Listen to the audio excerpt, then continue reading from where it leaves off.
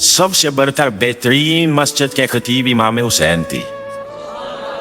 मस्जिद नबी से बड़ी भी कोई मस्जिद होगी जिस मिंबर पर रसूल पाक बैठ के खुतबा दिया करते थे, और मेरे मुस्तफ़ा के आस्ताने से बड़ा भी कोई आस्ताना होगा जिसकी सज्जादगी इमाम हुसैन के पास थी।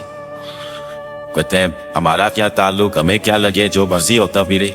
ये सुनो, सबसे पहले पाकिस्तान नहीं, सबसे पहले रसूलुल्लाह का दीन है। असल में मैं जाग ही नहीं रहा, मैं जागता ही नहीं, और मुझे ये अंदाजा ही नहीं कि लीबिया सारा कट गया, मिस्र के टुकड़े टुकड़े हो गए। मुझे पता ही नहीं कि शाम, जिसके बारे में मेरे नबी पाक अलैहिस्सलाम ने फरमाया मक्के और मदीने के बाद अल्लाह ने सबसे ज्यादा बरकत मुल्क शाम में रखी है, और हुजूर ने फरमाया जिसने हिजरत करनी हो वो शाम जाए। इतना आला मुल्क सारा कट गया, 4-4 हजार लोग एक एक दिन में कत्ल हो गए, पर मेरा घर आबाद है ना, कोई अर्ज नहीं। वो कटते हैं तो दूर है, कटते रहे। फलस्तीन में हमारे यहाँ मिराज की महफिल बड़ी जम के होती है, सारे लोग पढ़ते हैं सुभान अल्लाज़ी असरा बिअब्दी लैलन मिनल मस्जिदिल हराम इलल मस्जिदिल अक्सा। इन्हें पूछो रोज कुरान मजीद में मस्जिद अक्सा का नाम लेने वालों, तुम मस्जिद अक्सा कहते हो तो तुम्हें अल्लाह कितनी नेकियां अता करता है, बताओ तो सही मस्जिद अक्सा किधर है। और अब तो मेरी तना के मौलवी आदि हदीस सुनाते, कहते मस्जिद नबी में एक नमाज पढ़ो तो 50,000 का सवाब, हरम शरीफ में पढ़ो तो 1 लाख का सवाब। मौलाना हदीस यहाँ से शुरू नहीं होती, खोलो तो सही कंजुल उमार, पढ़ो मुस्नद इमाम अहमद बिन हंबल, हदीस तो यहाँ से शुरू होती है। मेरे नबी पाक ने फरमाया मस्जिद अक्सा में जिसने एक नमाज पढ़ी 25,000 का सवाब, और मेरी मस्जिद में जिसने एक नमाज पढ़ी 50,000 का सवाब, और अल्लाह के घर बैतुल्लाह जिसने पढ़ी 1 लाख का सवाब। मस्जिद अक्सा का तो जिक्र ही छोड़ के आए, क्यों? वो मस्जिद इसकी तरह मुंह करके 15 साल मेरे नबी पाक ने नमाज अदा की। आज वह मस्जिद यहूदी के कब्जे में है, कहीं के जुमे ताला रहता है, वहां नमाज नहीं पढ़ने दी रहती। मुझे क्या लगे इस बात से, मेरी मस्जिद में थोड़ी लगा हुआ है। ऐसी हवा चली है कि हर शख्स सोचता है तमाम शहर जले बस एक मेरा घर न जले। भाई ये वो दौर है जिस दौर में जरा सी भी किसी शख्स को तकलीफ होती है तो आलमी मीडिया पे बात जाती है, मोबाइल जेबों में फौरन तस्वीरें कैश होती हैं। मैं और आप, हमारा उस कौम से ताल्लुक है जिस कौम के बच्चे कट गए, ज़िबा हो गए, औरतों के पिस्तान काट के बर्मा की बुतों ने उनके कबाब बना के खा लिए, छोटे छोटे बच्चों की लाशें उन्होंने लटका डाली। सबसे बढ़कर बेहतरीन मस्जिद के खतीब इमाम हुसैन थी।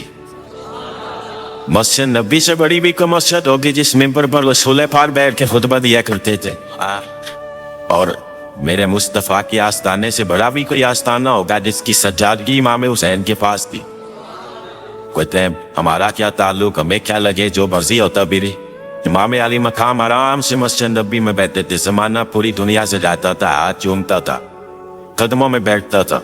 इतने बड़ी अजमत वाले भी कोई शख्सियत होगी जिसके रगों में रसूलुल्लाह का खून दौड़ता है, जिसे हुजूर अपनी जुबान मुबारक इस तरह वो चूसा करते थे जैसे अरब के लोग प्यास के आलम में खजूर चूसा करते थे। इतना बड़ा भी कुछ शख्स था, लेकिन जब दीन पे कड़ा वक्त आया तो हुसैन ने मस्जिद की खिताबत नहीं बचाई, आस्ताना नहीं बचाया। इमाम अली मकाम ने कहा कूफा लुटता है तो लुटता रहे, दमिश्क में फसाद होता है तो होता रहे, वो मुल्क के शाम की बच्चियां रो रही हैं तो रोती रहे कि हम पे यजीद काबज हो गया, मेरी मस्जिद आबाद है, काफी है ना। इमाम हुसैन निकले और निकल के कहने लगे जन्नतुल बकी वाली जगह पे खड़े होकर, या रसूल अल्लाह मैं जा रहा हूँ और आपके लिए जा रहा हूँ, इसलिए कि मुझे उस शाम को बचाना है जिस शाम में रसूलुल्लाह का कलमा पढ़ने वाले लोग बसते।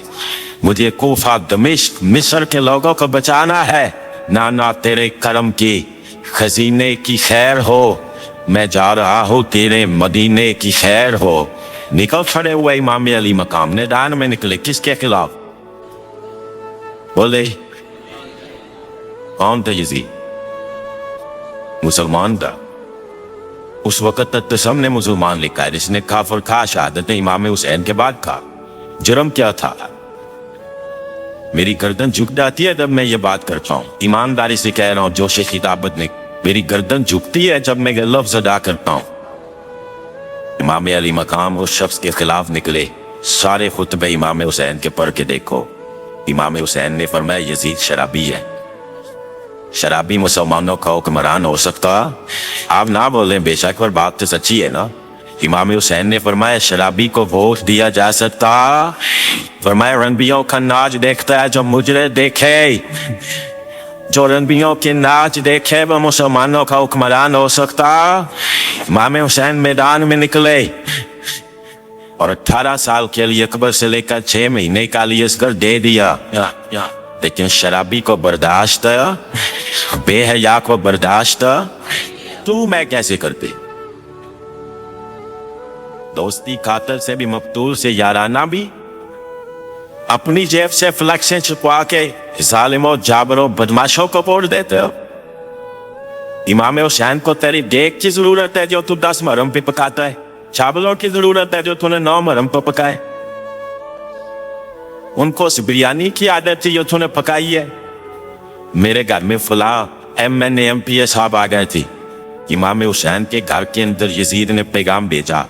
اس نے کہا جیسے کہو گے کر لوں گا, اتنے پیسے کہو گے دے دوں گا, اتنی مسجدیں کہو گے بنوا دوں گا, اتنے ادارے کہو گے تعمیر ہو, مجھے نہ چھیڑو.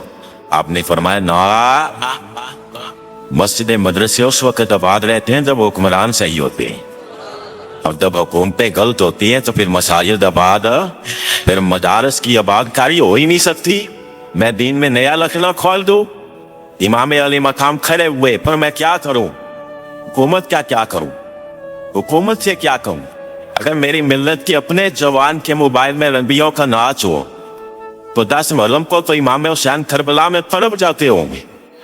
اگر 9-10 محرم کو جو نکلا امام علی مقام کی بات کرنے کے لیے, وہ نوجوان اگر سگریٹ کا, شراب کا, بدماشی کا عادی ہو تو حضرت علی اصغر کہیں گے نا میری قربانی کا کیا بنا؟ وہ تو نکلے تھے عریانی اور فحاشی کے خلاف. اور اگر ملت کا جوان روز چوک میں کھڑے ہو کے لڑکیوں کو تارتا ہو تو حضرت علی اکبر تو اپنی قبر میں روتے ہوگی کہ یہ اس قوم کے لیے جان دے دی جو آج جزیتی طریقوں پہ عمل کر رہی ہے, جو ساری رات گند دیکھ کے سوتی ہے, جو ساری رات بے حیائی, فحاشی اور عریانی میں لگی رہتی ہے. ان لوگوں کے لیے جان دے دی. اتنا ظلم ان شہیدوں کے ساتھ, اور 10 محرم کو دیکھ بتا دے کرتا ہے میں امام حسین کو ماننے والا ہوں, میں امام علی مقام سے پیار کرنے والا ہوں. نہ بھائی, نہ درنگی چھوڑ کے یا کرام ہو جا, سراسر موم ہو جا یا سنگ ہو جا, امت مسلمہ کو بیدار ہونا پڑے گا. امام علی مقام میدان میں نکلے, ڈٹ کے نکلے, اور امام نے فرمایا میدان میں نکل کر کہ میرا وطن مدینہ ہے, میرا وطن مدینہ ہے, پر مدینہ بعد میں رسول اللہ کا دین پھیلے. تو پاکستان کی بات کرتا ہے. امام علی مقام نے فرمایا مدینہ کی شریعت بعد میں, رسول اللہ کا دین پہلے, اور تیرے تو بچی عام سے ہے. امام حسین نے فرمایا میری گود میں تو بچے ہیں وہ رسول اللہ کے نواسے ہیں, پر بچے بعد میں, نبی پاک کا دین پہلے. آپ نے فرمایا تیری بیٹی بڑی باوقار ہوگی, اس کی بڑی عزت ہے. تو کہتا ہے بیٹی کی وجہ سے بلیک میل ہو گیا, لیکن جو شان خدا نے حسین کی بیٹی کو عطا فرمائی, جن بچیوں کا سر کا بال ننگا ہو جائے, سر کا بال ننگا ہو جائے, تو امام شورانی فرمایا کرتے تھے اگر مدینے میں کسی سچے زادی کے سر کا بال ننگا ہوتا تھا تو سورج اپنا منہ چھپا لیا کرتا, سورج چھپ جاتا تھا بادلوں کی اوٹ میں. اور مدینے والے سمجھ لیتے تھے کہ گھر میں کام کرتے کرتے کسی سید زادی کے سر کا کوئی بال ننگا ہو گیا. ان شہزادیوں کا اتنا وقار. اور امام علی مقام نے فرمایا بیٹیوں کی فکر بعد میں, رسول اللہ کا دین پہلے رسول اللہ کا دین. قوم مذہب سے ہے, مذہب جو نہیں تم بھی نہیں. یاد رکھ میرے بھائی, امام علی مقام رضی اللہ تعالیٰ عنہ نے میدان میں نکل کر پہلے مذہب کی بات کی, اور آج دین نبی دا باند یتیمہ رووے تے کرلاوے یاکھے میں کتھوں لبا عمر بہادر, میں کتھوں لبا عمر بہادر, یہ رب مینوں سینے لاوے. معصوم بچی, معصوم آج تک کدھر ہے تمہارا اقوام متحدہ؟ بلاؤ نا اسے. بھیک مانگتے پھرتے ہو کافروں سے, بھیک مانگتے ہو. بچہ شام کو گھر نہ آئے تو ماں دروازے پہ نظر لگا کہتی بیٹے ٹائم پہ آ جایا کر, مجھے نیند نہیں آتی, وقت پہ. برما کی اس ماں سے بھی جا کے پوچھو جس کا بچہ پلٹ کے آئے کوئی نہیں, آیا ہی نہیں, اس سے بھی پوچھو. بچے نے آدھی رات کو روٹی مانگ لی تو فالج زدہ ماں, ان کو فالج تھا,